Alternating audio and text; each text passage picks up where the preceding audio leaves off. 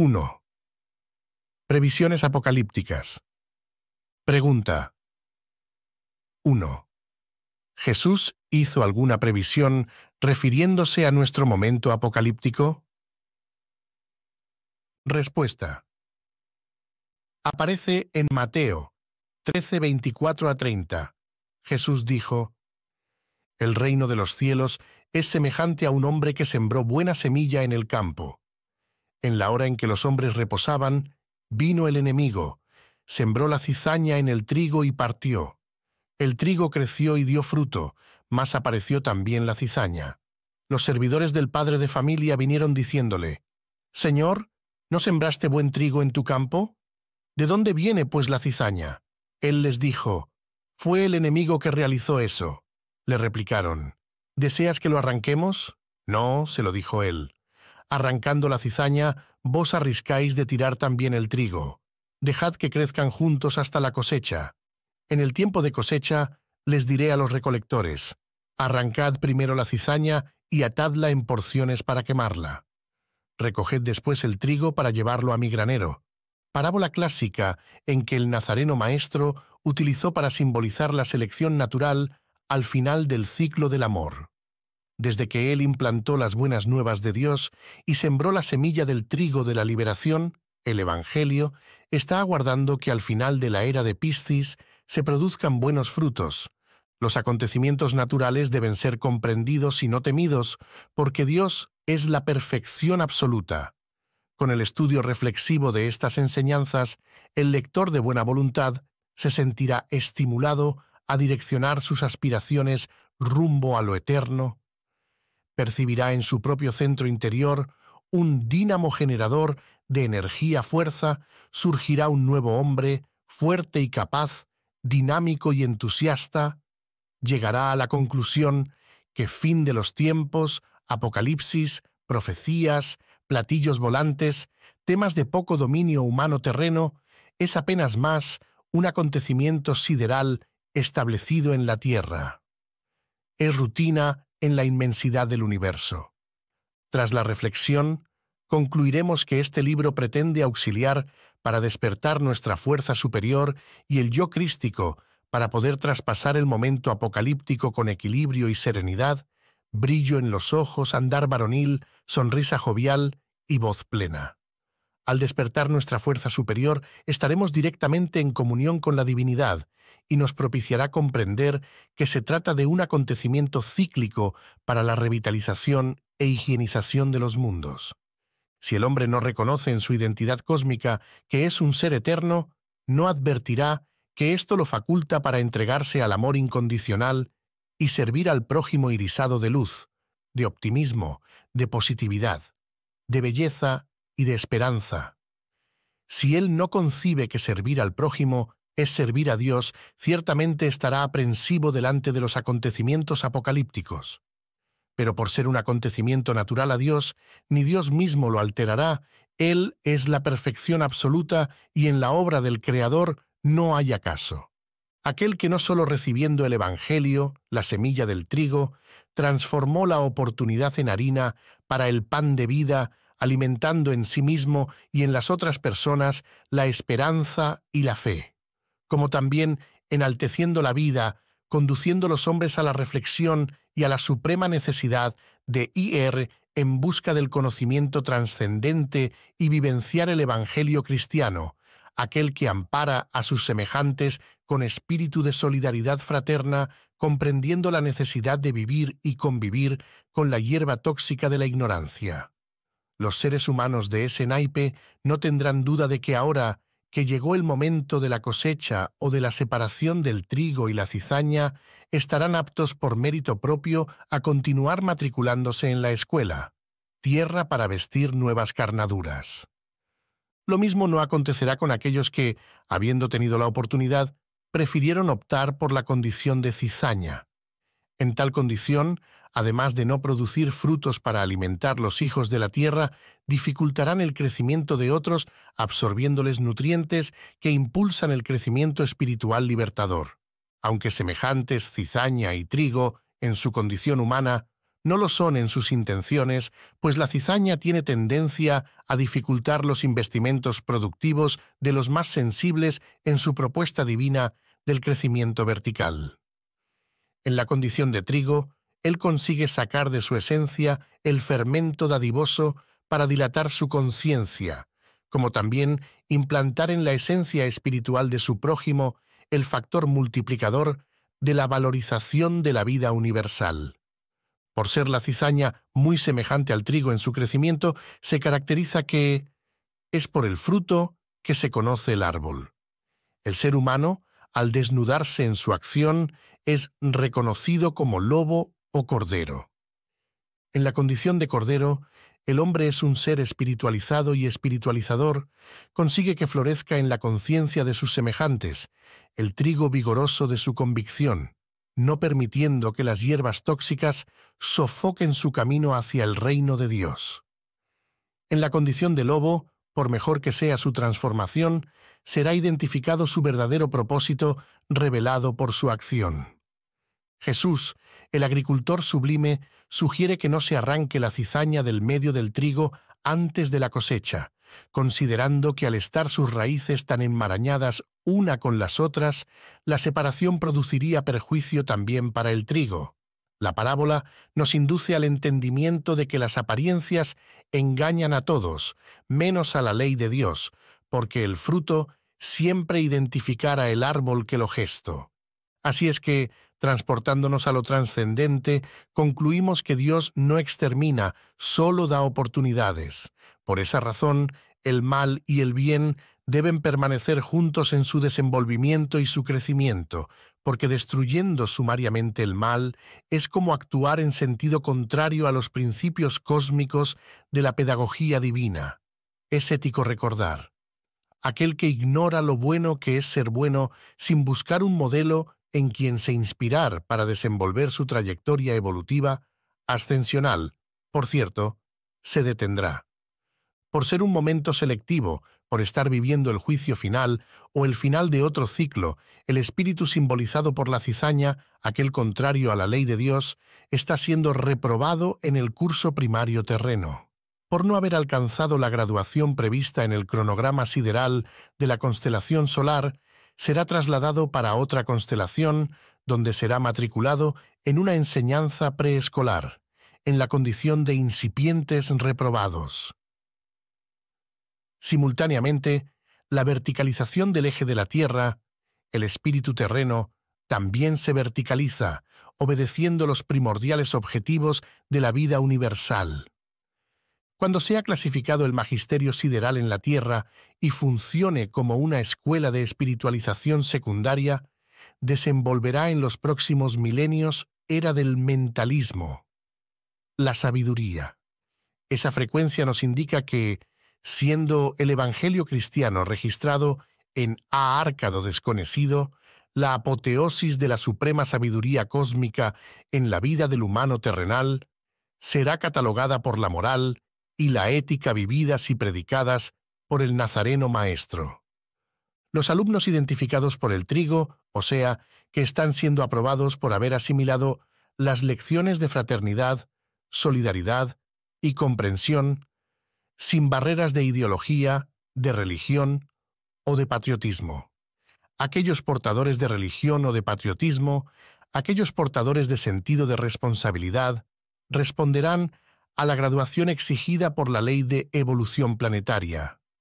Tienen en su textura periespiritual más delgada un contexto psíquico de un nivel compatible para asistir a las clases en una escuela secundaria y darán a nuestro planeta una nueva apertura en la cual todos se sentirán más estimulados para direccionar su evolución y ascensión. El Nazareno Maestro, en esa parábola, nos lleva a reflexionar de que la ley del Creador no impone que sus criaturas se tornen trigo por estricto deber, sino por espontáneo querer. Comprenderán la razón de ser, de existir. El Maestro Divino nos orienta en esa parábola que se deje la cizaña y el trigo crecer juntos. Transportando la parábola al reino humano, encontraremos al cristiano y al crístico. El cristiano somos nosotros. los que creen, seguidores del cristianismo social en esos 2000 años. El crístico, representado por el trigo, es aquel ser humano que consiguió identificar su Cristo interno, su centella divina portadora de todos los atributos y principios de la divinidad. El hombre crístico es capaz de sentir la vibración del amor universal por la vía interna del corazón congraciado con la divinidad, aglutinando espontáneamente otras conciencias y armonizarlas. Es portador de mansedumbre, cuyo magnetismo caritativo es un estímulo para espiritualizarse. Es pacífico y, dada su propia convicción, se torna pacificador, otorgando el sentido de la vida para sus semejantes. Es la sal de la tierra para darles a aquellos que en ella conviven más sabor a la existencia. Es la luz del mundo, clareando la trayectoria de los portadores de pequeño patrimonio espiritual.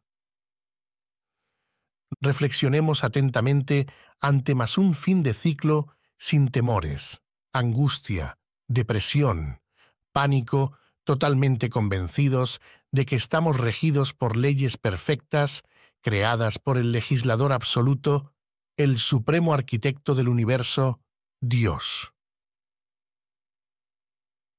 Pregunta 2.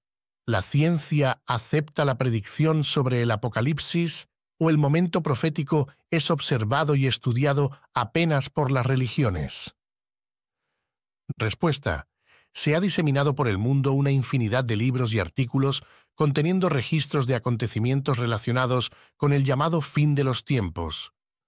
Muchos fueron anunciados por profetas que, en siglos y milenios, notificaron importantes hechos referentes a más un fin de ciclo. Vamos a citar principalmente lo que consta en el libro Mensajes del Astral, de Ramatís, y de los mensajes dictados por las sagradas hileras para la implantación de los advenimientos crísticos a través de las psicografías de Teresinha Teixeira Pereira de Carvalho. Ramatís es un maestro integrante de las sagradas hileras. Por tal motivo no hay duda en cuanto a sus referentes interpretaciones sobre el Apocalipsis y las profecías. La evolución de Ramatís es diferenciada en relación a nosotros, motivo por el cual la aceptación de los científicos se torna irrelevante, considerando el empirismo de la ciencia. Que Dios no permita a nuestra vanidad empalidecer el mensaje de Ramatís ni de otros divinos mensajeros, nuestros superiores confrades del plano luz y responsables por el cristianismo renovado. Como expositores, seamos fieles y didácticos en nuestras explanaciones con el fin de no herir la sensibilidad de aquellos que, haciendo el uso del libre albedrío, eligieron otros caminos doctrinarios. Es saludable recordar que fin de los tiempos no constituye ninguna novedad para la humanidad, siendo que el planeta está pasando por la quinta alteración de su eje, razón por la cual aquellos conscientes saben en su memoria latente cuánto este momento es selectivo en el proceso del planeta Tierra. Independe, por lo tanto, de aceptación o rechazo por parte de los científicos o personas que pertenecen a otras vertientes del conocimiento humano, porque es un acontecimiento natural, es de la creación, siendo así, envuelve todas las vertientes del conjunto planetario. Sin embargo, es evidente que quien está encarnado en Brasil tiene mayores responsabilidades, independiente de pertenecer a la ciencia, religión, arte o aspectos sociales. Ese momento profético envuelve los 4 pilares de la sociedad, y Brasil está predestinado a ser el corazón del mundo, patria del Evangelio. Las profecías, a pesar de rechazadas por algunos, sirven de conforto a los hombres debilitados, siendo inspiración para el perdón, la compasión y reformulación de valores en la tentativa de disminuir los estímulos del instinto animal que sofoca el reflejo superior del espíritu. Pregunta 3. ¿Por qué los pronósticos apocalípticos serán concretizados exactamente ahora, cuando en la Tierra llegó la era de Acuario? Respuesta. En el signo de dispersión, Aries, Moisés, receptivo al mando superior del Cristo planetario de la Tierra, retira al pueblo israelita del yugo egipcio e introduce la noción del único Dios. Bajo el signo del amor o de Piscis, Jesús, receptivo al mismo comando superior del Cristo, sintetizó en sus parábolas el pensamiento divino, donando a la humanidad un camino de luz para su cristificación en la tierra. Por lo tanto, todo obedece a un plan elaborado en el mundo sideral, previsto para ser realizado en un determinado tiempo terrenal. Ese tiempo desvaneció en el signo de Piscis. Actualmente en Acuario, el momento es de realización para los que asimilaron en Piscis las enseñanzas de amor transmitidas por Jesús. El sintetizador divino de las enseñanzas del Cristo Padre, el Nazareno Maestro, periódicamente envía a la tierra profetas con el objetivo de llevar a las personas a vivenciar la ética divina, colocando la esencia del Evangelio en la propia vida. Junto a tragedias anunciadas por profetas que, como veremos, no son reales, desde la óptica del plano divino, sus mensajes prometedores que inducen al hombre de buena voluntad, con experiencia de Dios, a vivir la maravilla del mensaje del Evangelio cristiano y valorizar la conducta superior del Espíritu. Junto a las tragedias predichas por los profetas que, como veremos, no son reales, desde la perspectiva de la planificación divina, sus mensajes contienen noticias alegres que llevan al hombre inteligente y de buena voluntad y con más conocimiento de Dios al vivir la belleza del mensaje del Evangelio cristiano y al apreciar la conducta superior del Espíritu. Los que en esos 2000 años no consiguieron vivenciar el mensaje de Jesús, el sublime pescador de almas, son los que viven sintonizados con los hechos apocalípticos dependientes de sus comentarios. Tales individuos deben sentir incluso escalofríos mediante esta explanación, siendo esto normal. Los más avanzados en sus percepciones espirituales saben que se trata de acontecimientos de la rutina cósmica. Pregunta 4. ¿Cuál es el propósito de los cambios del eje de la Tierra en relación con el Sol? Respuesta. Tales cambios son intrínsecos a la creación del orbe. Por lo tanto, los cambios periódicos del eje de la Tierra deben ser considerados por todos nosotros como los medios simples utilizados por los ingenieros siderales para revitalizar determinadas áreas de la masa planetaria. También la higienización del planeta obedeciendo al principio único de la ley de Dios, o sea, la ascensión de todos los cuerpos celestes y sus respectivas humanidades. Pregunta 5. ¿Cuál es el papel que desempeñará Brasil delante de esas hecatombes previstas por los profetas y citadas en el Apocalipsis? Respuesta. Brasil tiene un compromiso especial asumido con lo alto en lo que se refiere a la contribución dada para espiritualizar a la humanidad, que nos obliga a divulgar, en lenguaje actual y directo, lo que los grandes profetas describieron en lenguaje simbólico.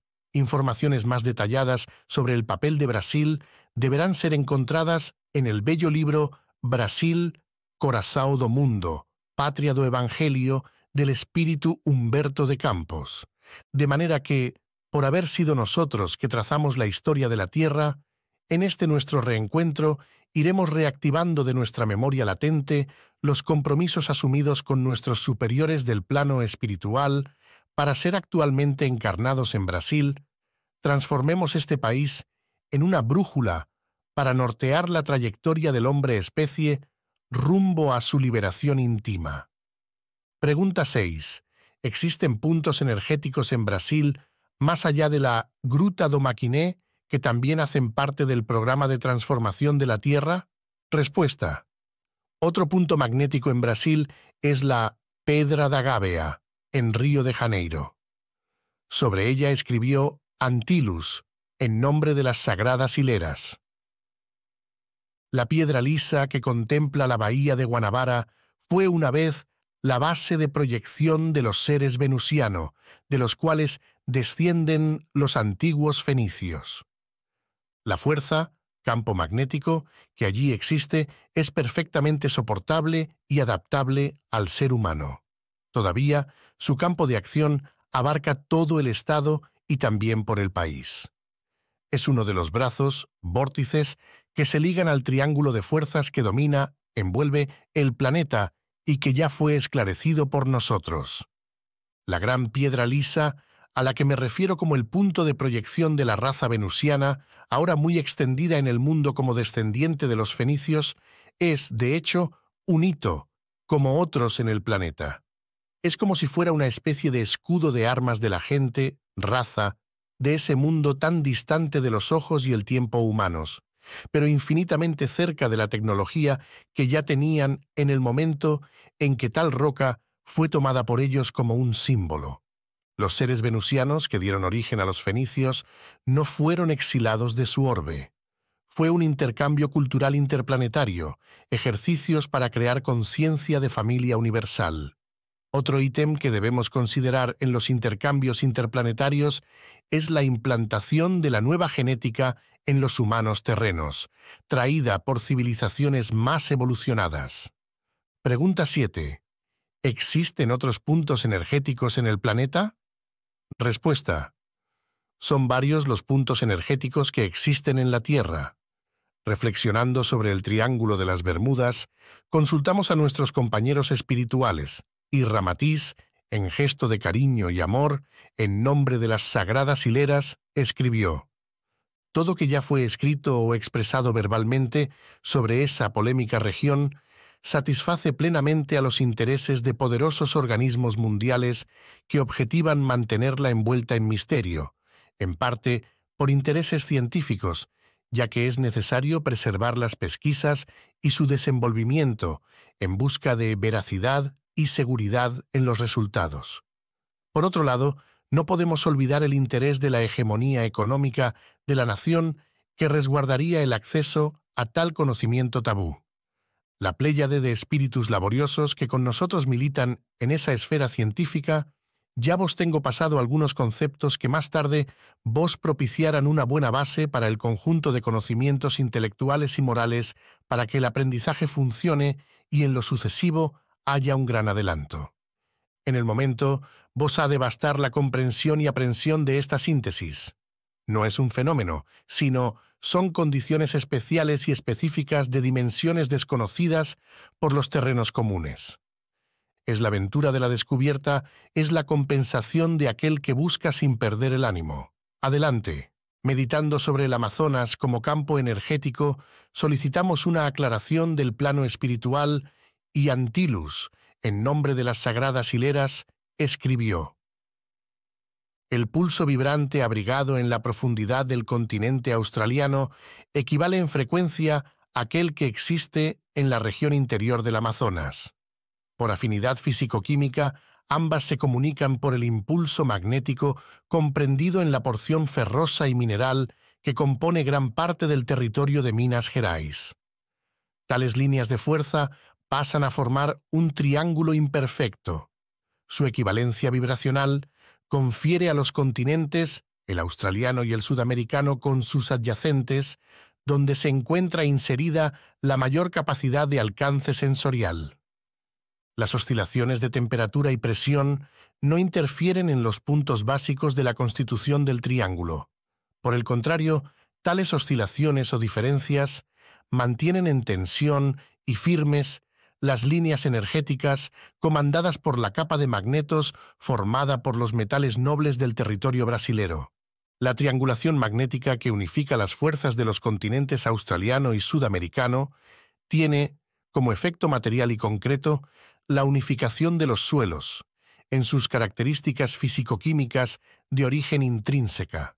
Así, los ingenios naturales recién descubiertos en el interior del suelo australiano resbalan cristalinos en su lecho inocuo, proporcionando perfecto equilibrio de los elementos y componentes de ese coloso que adquiere por analogía las funciones de un inmenso vaso comunicador. Por el hecho de ser incólumes e inexplorados por los terráqueos, las sustancias compuestas allí existentes permanecen puras, como en los comienzos del planeta. Todavía lo que pudiese ser la salvación de la humanidad en reservas vitales será brevemente devastado, explorado y tal vez destruido, producto de que comienzan a llegar las creencias humanas y con ellas la codicia de los hombres comunes, investigadores. Los minerales y metales altamente valiosos para los padrones sociales vigentes en la Tierra conducirán, por cierto, a la violación y exploración desenfrenada de esas riquezas ultranaturales que no tienen comparación en todo el universo.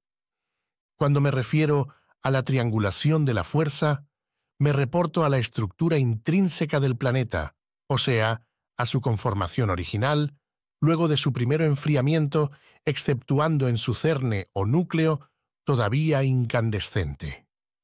Para mejor comprensión de los hechos, retornemos a los comienzos de la Tierra, donde la formación de planicies y de abismos fue debido a la formación de vapores, fase tórrida, que se precipitaron en abundancia de agua y vida. Es preciso no olvidar que nos situamos en palabras más allá de las regiones abismales de los océanos. Las profundidades de hoy, en los hechos de ríos y océanos, fueron otrora, en eras remotas, gigantescos valles cuya fertilidad permitió al humus la creación de vida que hoy conocemos en un estado más evolucionado. No nos prendamos apenas al aspecto físico de la costra terrestre, o sea, a su superficie. Volvamos para su cerne, cuyas líneas geométricas de fuerza permiten la relación superficie-interior, formando figuras regulares o no, como, en el presente caso, un triángulo imperfecto. Pregunta 8. ¿Dónde entran los platillos volantes en ese periodo de transformación de la Tierra? Respuesta. Visitas a la Tierra de humanos encarnados en otros planetas es un acontecimiento antiguo. En el Viejo Testamento, en Ezequiel, capítulo 1, 1 a 28, aparece: en el 30º año, el 5º día del 4º mes, cuando estaba entre los deportados a orillas del río Cobar, se abrieron los cielos y vi visiones divinas. El 5º día del mes era el 5º año de cautiverio del rey Joaquín. Era la palabra del Señor dirigida al sacerdote Ezequiel, hijo de Buzi, en Caldea, a orillas del río Cobar. En este lugar, la mano del Señor vino sobre mí. Entonces tuve una visión.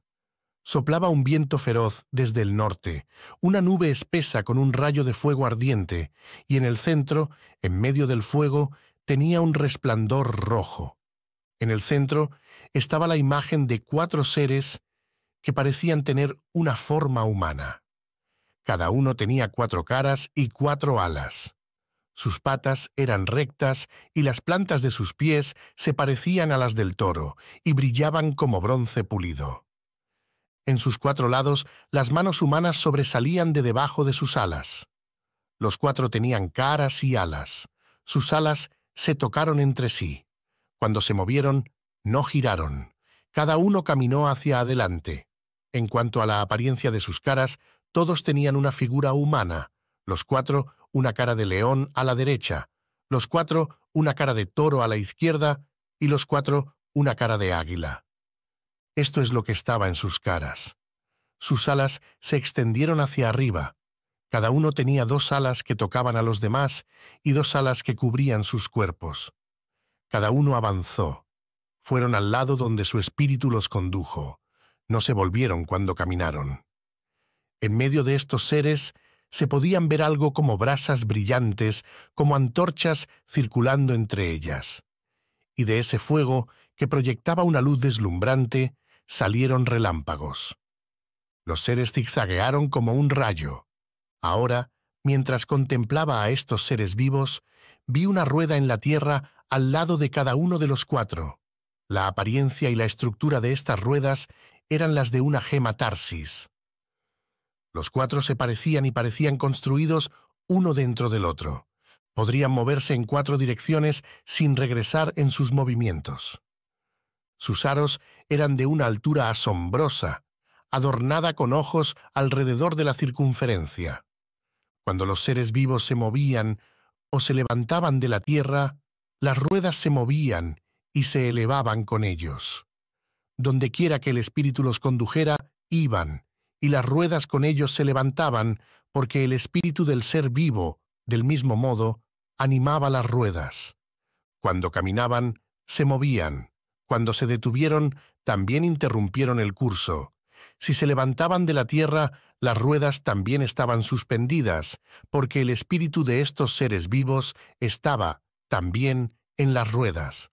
Flotando sobre estos seres había algo que se parecía a una bóveda cristalina extendida sobre sus cabezas. Debajo de esa bóveda, sus alas se estiraron al tacto, cada una, siempre, con dos cubriendo su cuerpo. Escuché, mientras caminaban, el sonido de sus alas, como el sonido de las grandes aguas, la voz del Todopoderoso, una voz como la de un campo, de batalla. Cuando se detuvieron, bajaron las alas y se escuchó un ruido sobre la bóveda sobre sus cabezas. Sobre esta bóveda había una especie de trono, similar a una piedra de zafiro, y, muy por encima de este tipo de trono, una silueta humana. Vi que tenía un brillo rojo, como si hubiera sido bañada por el fuego de lo que parecía ser su cintura para arriba. Mientras estaba abajo, vi algo como el fuego que se extendía por todos lados. Al igual que el arco iris que aparece en las nubes en los días lluviosos, también lo fue el brillo que lo envolvió. Esta visión fue la imagen de la gloria del Señor. En el capítulo Aeronaves y platillos volantes del libro La vida en el planeta Marte y los discos voladores, Ramatiz comentó sobre el profeta Ezequiel. Podréis mostrarlos en los versículos 9 y 10 del capítulo 10, cuando el profeta anuncia: «Y aquí hay 4 ruedas junto a los querubines», o sea, 4 platillos volantes junto a criaturas de otros orbes, habiendo en realidad una gran semejanza entre los querubines y un marciano rubio, con sus cabellos largos y sus caras tiernas como un niño. Luego, Massel explica: «Y el aspecto de las idas era como color de turquesa, esto es, color de aluminio azulado, con liga de cobre, y por coincidencia es exactamente igual a la tonalidad de las naves marcianas». Todavía, en el versículo 10, cita el profeta: «En cuanto a su apariencia, las 4 ruedas eran de una misma forma, como si estuviera una en medio de otra», causando espanto en su admirable previsión de saber que los platos voladores poseen anillos mecánicos que los auxilian en el vuelo y que son verdaderas ruedas dentro de una rueda principal, girando en sentidos contrarios. En los versículos 11, 16 y 17 del mismo capítulo 10 se aprecia la preocupación del vidente en comunicar que donde los animales iban, también iban las ruedas, revelando que las naves interplanetarias, simbolizadas en animales, transportaban los platos en su interior, transportándolos hacia donde iban. En el versículo 12 afirma que las ruedas estaban llenas de ojos, confirmando que los platos voladores no poseen ventanas comunes, sino escotillas esféricas que recuerdan las aberturas referentes a los transatlánticos. La propia energía magnética que la nave principal fornece para la propulsión de los platos, sin la cual estos no se moverían, Ezequiel previó con sagacidad, pues en el versículo 21 del capítulo 1, él dice: «Porque el espíritu del animal estaba en las ruedas», pudiendo ser traducido ipsis literis. La energía magnética de la aeronave principal estaba en los platos.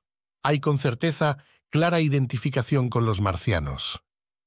Advenimientos crísticos, la vida precisa de hombres especiales para que cumplan las funciones colectivas. Existen muchos que realizan maravillas, más restrictos a su condición de envolver un número pequeño de espíritus encarnados. En este periodo de la implantación de los advenimientos crísticos, en este momento histórico tan especial, la Tierra necesita de personas con visión universalista que puedan servir de guías para el conjunto social. Es saludable percibir que la propuesta del Cristo Padre, solicitando que coloquemos el Evangelio del Arca de lo Desconocido en el día a día de la vida, demuestra que ella es universalista, independiente de las creencias de los hombres. Los advenimientos crísticos, como propuesta para renovar el cristianismo, inducen a las criaturas a colocarse al servicio de la vida, siguiendo el Nazareno Maestro como modelo y guía. Aquel que, en la condición de príncipe del amor, fue el mejor intérprete del Creador de la Tierra. Delante los intereses de la vida planetaria, la propuesta adventista es altamente motivadora para así perder gradualmente nuestros intereses de ascensión personal y dedicarnos con entusiasmo al bienestar de todos. De esta forma, el triunfo será de todos y la victoria será del arquitecto del universo. Después de reflexionar sobre lo que proponen los advenimientos crísticos, nosotros, los encarnados, emocional y psíquicamente ligados a los desencarnados, formemos una corriente protectora con enlaces de luces policromadas en torno de la Tierra. Conscientes de nuestra fuerza-energía mental, crearemos una áurea con los 7 rayos del espectro solar, contornando nuestro orbe, y estaremos desempeñando nuestra sagrada y vital función de proteger nuestra morada. Si damos nuestra contribución a favor del conjunto planetario, la vida no se sentirá traicionado por aquellos que asumieron sus compromisos con los cielos para desempeñarlos en la tierra, más que se desvincularon de sus sagrados objetivos por razones cualesquiera.